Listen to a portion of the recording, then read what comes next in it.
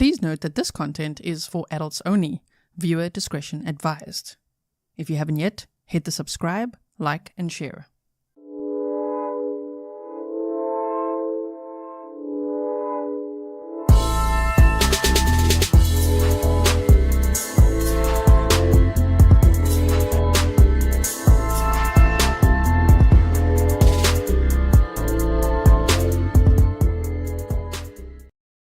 Hello everyone and welcome back to another live stream with me, Grizzly. This is Grizzly True Crime. If you were watching the live sentencing of Adam Montgomery with me, you just saw me 5 minutes ago and I said I'd see you again if there's a press conference, and I see that there is one. So that's great. Okay, so let's bring that up for us. Hold on one second.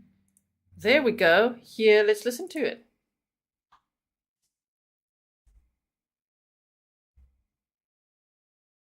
In independent searches to bring her daughter home.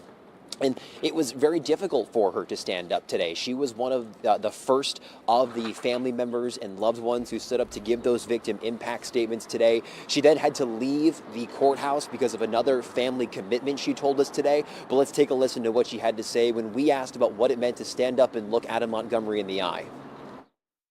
It's really bad when you have to see it for yourself. And you see that he really didn't care about her at all. No remorse? No, absolutely no remorse. Just sitting there, wouldn't even look at any of us. He's a coward. Yeah, just a coward. Like. Shame. Crystal Story also calling Adam Montgomery the monster who killed her baby and a coward, but she ended her victim impact statement today by saying, quote, "My love for Harmony outweighs my hatred for you," and her search for her daughter now continues. We want to take you live to where that press briefing is occurring. These are the adoptive parents of Harmony Montgomery's sister. Brother, that is, Jamison. Yep. Let's listen in. The reality is that Adam Montgomery will stay in prison till at least being 118 years old, and that works. That's where he belongs. And so we're thankful to the judge, we're thankful to the Attorney General's office, and thankful to everyone who's been very supportive to us this week on behalf of our son Jameson. Today, we looked evil in the eye. We saw the person that took our son's sister away. Today, this ends in the courtroom, and we're glad that monster is put away forever. But today doesn't end for her son. He's still going to ask, what happened to my sister? Where is she at? Why did someone hurt her? And those are going to be really tough questions that we have to ask, that we have to answer. We want to thank this community. Harmony became everyone's daughter, everyone's sister.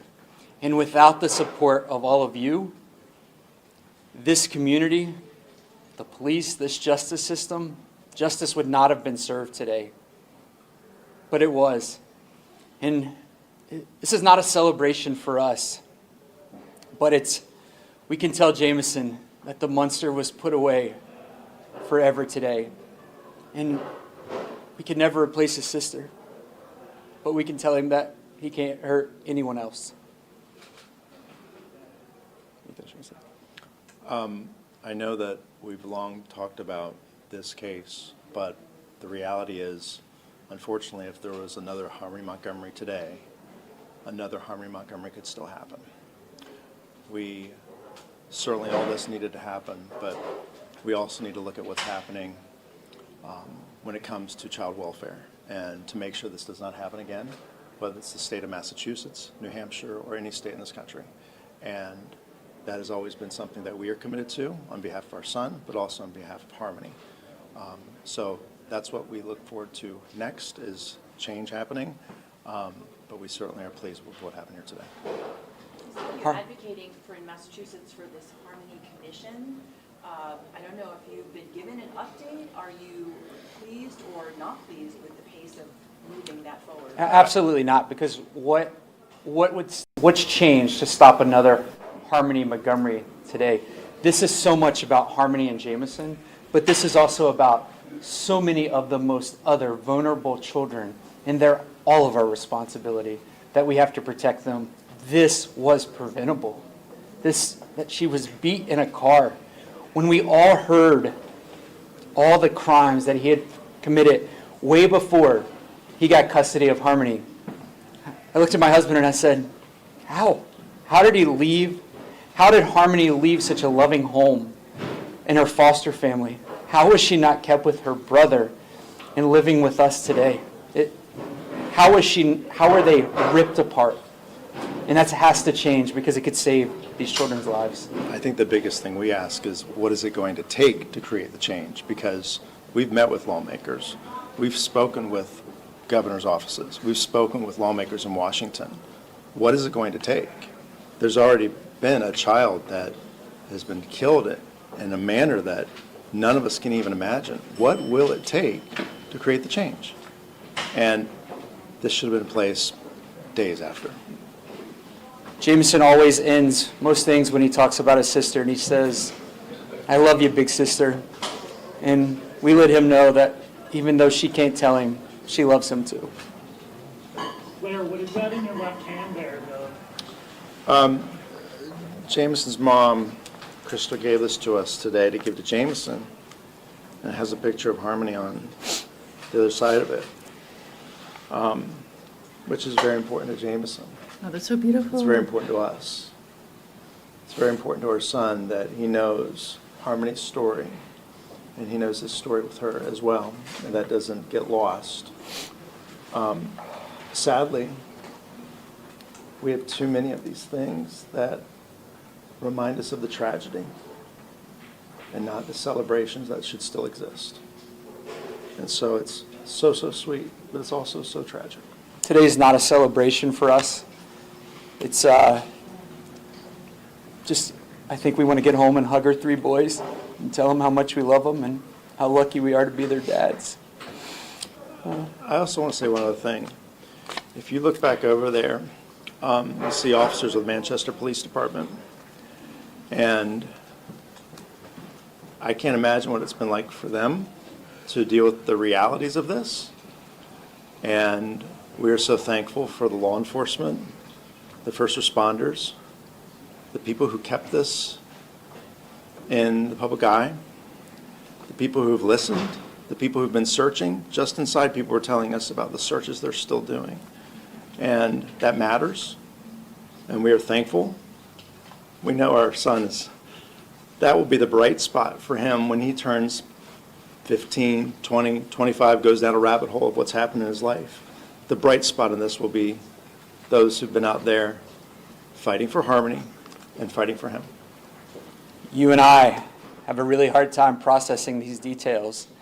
They're stomaching to hear the gruesome things Adam did to his own daughter, our son's sister, Harmony. But as what Jameson will never forget is every helper, every police officer, whether that's at the local level or the federal level. That it's for every person in this community that shared her story. It's for everyone that fought and continue to fight to bring her home. And we hope one day that she's found. So he has a place. Crystal, their mom, has a place to go and remember her. They should have that right. Thank you, guys. Appreciate it. Thank you. Okay, I think we're still going to hear from the state prosecutor. I did also want to say that we did watch the sentencing together. So for anyone who missed it, I'm going to put the link in the pinned comments afterwards as well. I'll put it in the chat now too in case you missed it. It was, I saw they said on the screen here 45 to life, but I believe when we added it up earlier it was, well, you might as well say 45 to life, forever. He's sentenced forever. He's never getting out. But if you add it all up, I think it was 56 to life, which is what the state asked for. And that's on top of, it's all consecutive and on top of his weapons charges sentence, which that was up to 60 years as well. So he's never getting out. Like they just said now, it would be what, 112, something like that. If he ever was going to get out, he'd be like 112 when he's up for parole. And right now, Adam Montgomery is 34 years old. That was Blair Miller and Jonathan Bobbitt Miller, the adoptive fathers of Harmony's biological brother, Jameson. They also presented a statement written by their now 7-year-old son, Jameson. we did hear that together as well, so I'm going to link that for you. I just want to go forward to where the state prosecutor talks, Ben Agadi. And if you've never seen his closing arguments, it's some of the most powerful we've ever seen. It's on the playlist, okay? I've made a playlist called Adam Montgomery Trial, and you can watch everything there again. The trials, of course, you can watch anytime. It's all timestamped for you every single day. Okay, so go check it out there. It was all defluffed as well for you, so I'm sure you'll enjoy that too. Is Christopher Knowles, Knowles, an Assistant Attorney General also assigned to this matter, and of course, Chief Aldenberg of the Manchester Police Department, who has been here since the beginning. I imagine just briefly, there's a couple of things I can say today, actually. Most of the time I can't tell you folks much, but today obviously it's after sentencing. So as you heard upstairs, the court did provide a sentence, and the sentence being essentially, when you add them together from the consecutive nature of how they were imposed, being 56 years to life sentence. These 56 years is consecutive to those that he has already been sentenced to. So there you go, 56 to life. That's what they asked for in their memorandum as well, earlier, before the sentencing. And the other docket matter from last year of armed career criminals offenses, as well as theft by unauthorized taking, and that was an aggregate of 32.5 to 67 years. So in aggregate here, and I've been asked just a moment ago, I do not have the exact calculation, but certainly based upon the defendant's age at this point, I believe that he would hit his minimum parole date on these at around either 115 or 118 years old. But they are two consecutive sentences. That being said, today is truly about harmony, I would say, and I think you've heard that from all of the different victims' family members from here and from afar who were able to come forward and provide their statement to the court. The presentation that the state made obviously was trying to make sure the court found a good balance between punishment, deterrent, and rehabilitation. She certainly agreed with what the state's recommendation was, and that is what she has imposed. Again, I think what was also tremendous that you may have seen today is the men and women of the Manchester Police Department who were here, and all of our federal partners, state partners out there who could not be with us, some who were and some who couldn't be here, who helped make this basically possible by going and finding the evidence and presenting that evidence in front of the jury. At that point, I'm very happy to take any questions at any time, if anyone might have one. Go ahead, sir. At the start of it, you obviously made that offer to Adam to tell you guys where. Yes, I did not discuss any sort of plea offers that may or may not have been made outside of the courtroom. That was a recommendation. And as you may have heard me say to the judge, it's completely in the judge's control what the sentence would be. But the state was willing to change its recommendation from what it presented to the court if he was going to provide us with where she was. He admitted in closing statements and through even his opening statements that the jury could find him guilty of falsifying physical evidence and abuse of a corpse, directly which are on point dealing with where Harmony is, wherever she is right now. So with regards to that, I don't know that the argument that somehow maintaining his innocence works when that's what he articulated to the court about those two charges. We were very much hoping that he would share those details. He seems determined to keep those details to himself. Did you have hope, though, that he might take you up today on that? I did, certainly. And I think everybody who has been trying to find her had that exact same hope. Mr. Gotti, yes. Are there any avenues for you to continue to try to get that information at this point? At this point, I think it's up to the defendant, whether the defendant ever chooses to reveal that information to anyone or not. That is his choice. That doesn't mean that the search will stop or that the Manchester Police Department and their partners are going to follow up on leads that come in. But right now, we were really hoping that he would be able to share that information and be willing to do that. He chose not to. That's his right. But that's what he did today. Is there any update on the search right now? As you can see, that's what the camera is doing from the feed. Okay, I'm not doing it. We're seeing green. We're seeing green. Where's that right now? I can tell you, I believe, was it, Chief, about 2 weeks ago was the last time that Manchester went out for another search that was done in a different area, similar to the same locations that we've talked about before. Unfortunately, they were not fruitful at the time. But I thought the judge It's better. gave him a suspended My word. year. No, it would still be 56 because the way that the state's presentation that we originally proposed to the court, it's written in the sentencing memorandum, that 12 months on the abuse of corpse charge was going to the only one that was going to be served concurrent, so at the same time as the falsified physical evidence charge. The court instead made it to be consecutive but suspended. So it's a consecutive suspended 12 months that's hanging over his head for him to maintain for the next 20 years, have no contact with those families. So it's the same result? Practically, it's the same result, yes, with the addition of the no contact order. That's also something that the Department of Corrections may choose to put on him as part of a condition, but that's up to the Department of Corrections to do. So, were there any other questions that I could answer for anyone? I'd love to talk to the chief. Certainly. I'm happy to let the chief. Chief, we first heard about this story from you 2.5 years ago, this case. It's been a really long road for you. How are you feeling today? Nobody wins, right? I mean, it's a bittersweet day. You know, the team back in the room, I'm looking at them all now. I said this last time I stood up here. Jack, Max, Lieutenant, Captain Layton, Captain LaRochelle, Billy Tuss from the United States Marshal Service, who's been with this case from the get-go, Scott Riley. I don't want to leave anybody out, but yeah, it's a horrible, horrible case. You know, Mr. Montgomery had a chance today to, again, I've said this before, you know, yet another opportunity to do one decent, good thing in his life, and again, he passed that up. So we'll keep working it. We'll keep working hard to do our part to locate Harmony and bring her home. I'm grateful to the two attorneys sitting out to my right here who have been here from the get-go, and Jesse O'Neill as well, who was with us from day one. These are, I've said it before, these are extremely talented people that work for the state of New Hampshire, the Attorney General's office.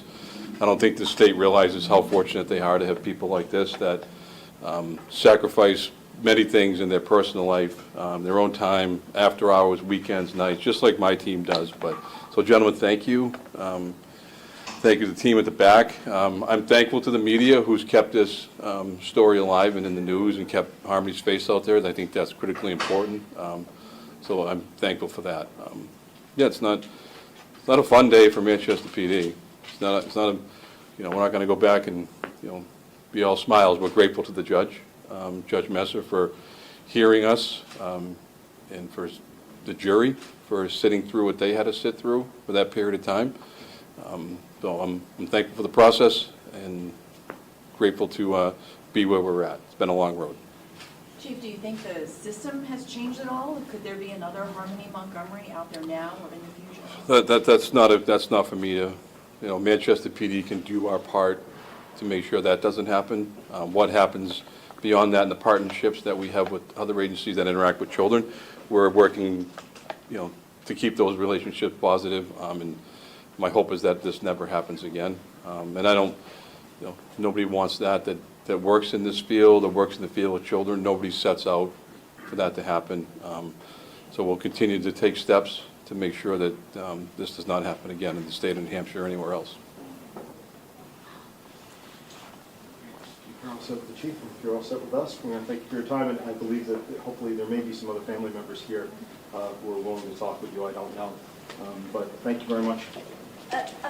Ben, could you quickly address the appeals process for Montgomery? The appeals process? Yeah. Yes. Did you get one? Yes, he certainly has a right to appeal the convictions that he's had here today. He has the right to sentence review, so he may seek that as well. Typically, sentence review is not done until after the appeals are over with. That's typical of how the court will act. But that process will begin. That usually takes anywhere from 24 to 36 months to complete. Are you aware of them filing or planning to file any appeals? I have not had a matter that's gone to trial where a person has not filed an appeal afterwards, so I would imagine that he will certainly file an appeal. And if he discloses He will. about the whereabouts of her remains, could that factor into the appellate process? Likely no. The appellate process is really designed to ensure that the law was followed by the court as the trial went forward. That's what that's designed to address. So if you were to share that information later on, that would be something else that we'd have to address separately. One more quick question. Yes. There are 2 other weapons trials on the docket for this man. That's correct. We have a status conference that's scheduled in a couple of weeks. You will go forward with those? At this point in time, we certainly want to review all of the acts that are going on today. You heard us mention those, that they are still outstanding.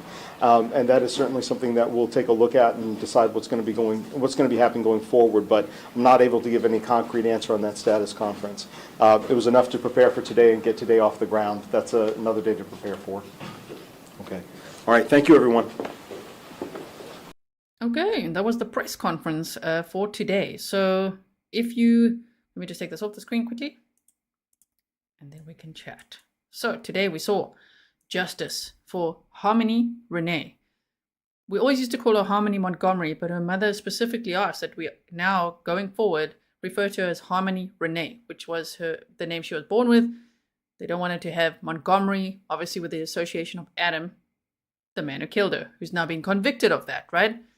So what we saw today, if you didn't see it, don't worry, I'm going to put the link in the description box for you, in the pinned comments of this press conference for you, and as I say goodbye, I'll put it in the chat for you. Go and watch the sentencing if you didn't see it, because they were very powerful victim impact statements from Harmony's mother, Crystal, from Harmony's aunt as well. And then we had to listen to a horrible letter that Kayla Montgomery, Adam's wife, wrote to him. And it just sounded almost like a breakup letter, but almost not as well. And it was definitely not about Harmony. It was horrible. It should never have been allowed in my opinion. And then after that, we heard from Harmony's half-brother, Jamieson's adoptive parents. And we just saw them now at the press conference too. And those were some very powerful victim impact statements as well. So you got to go check those out.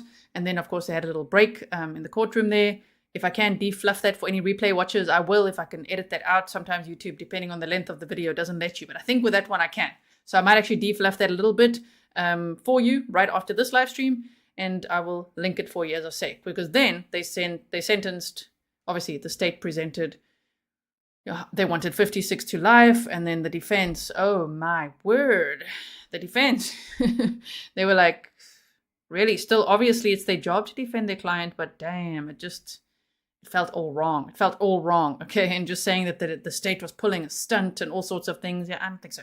Anyway, so we had to listen to all that, and then Judge Amy Messer sentenced Adam Montgomery, and it's 56 to life if you add it up, and that's on top of consecutive. All of these are consecutive, and it's on top of what he's already facing. And now, as you heard the state prosecutor say, there's still 2 outstanding weapons charges, even though he had a weapons trial, and now this trial for the murder of his 5-year-old daughter, Harmony. Whoa, there's still 2 others that they might pursue. Very interesting. I wonder if at that point he would just plead guilty, or would he actually go through it again? Would he actually just entertain it and just be like, let's do a trial again? Wow. Okay, so thank you so much. If you were here with me today, I know many of you say you didn't get the notification for this press conference. Make sure that you are subscribed. Put all your notifications on. You got to hit the bell or whatever it is now. I think you hit subscribe. Hit it again and then click all, right? If you want guaranteed notifications, you can join Patreon. It's $1 a month. All the tiers get the same except for the loyalty merch. That differs because of Patreon's terms. So if you join there, you get the notification. I sent all my patrons an update there. And that actually was available to the public for free. You don't even have to pay the $1. You could just join Patreon as a free member. You'll get notifications, okay? So go there. I think that's many of you that are here now came from there. So I'm so glad that there was justice for Harmony served today. Thank you for watching this with me. This was a long time coming. I'm so glad that finally we know that this man, I don't even know, he's not really a man, huh? This creature, I don't even know what to call him. This thing will never get out of prison. Never. Locked away for life. And he was so disrespectful to the judge and everything as well. He had so much attitude. I'm just glad he was in the courtroom today instead of crickets for Adam, which we saw throughout the trial. He wasn't once, only on the first day was he there, smiling and sticking out his tongue, whatever. The jury got a glimpse of him, and then he was not there for his entire trial. Not in the courtroom, not for the verdict. I'm so glad they forced him to be there today. That was amazing. Now, if you missed all the part 1, 2, 3, and 4 deep dives before the trial started, if you missed the actual trial coverage, okay, there's a playlist for you. Everything's time-stamped. What does that mean? Check the pinned comments, description box. Then you can just hover over the video if you want, and you can go to all the key moments. There were some really great testimonies throughout the trial. There were some interesting ones as well. You know, like Kayla Montgomery and her shifting demeanor was quite interesting to see. Uncle Kevin's testimony was great. Let me know in the comments which ones were the most memorable for you. It doesn't mean, anyone's competing for the most memorable testimony, but let me know what you remember about the trial, because many of us were there every day watching this together. So thank you so much for all the time that you spent with me. I really appreciate it. And I wish that they would find Harmony's remains, whatever's left of her, unfortunately. At some point, Adam was talking about a Nutri-Bullet. He was doing all sorts of things to her remains, and it sounded horrendous. That's also on the probable cause affidavit, if you've never heard it. I wish they could just find something, left of her and just have, put it to rest. You know what I mean? This is just terrible. So thank you so much, everyone. I hope you have a wonderful evening or whatever time it is for you. For me, it's almost 10 p.m. I'll see you all again very soon. Also, thank you to Crime Curious for sending me the pool camera photos. That's where this one, this one that I got here came from there. That was on email. Ooh, and I have one more thing to say. Before I started the stream, the sentencing one, I had looked up the jail records, right?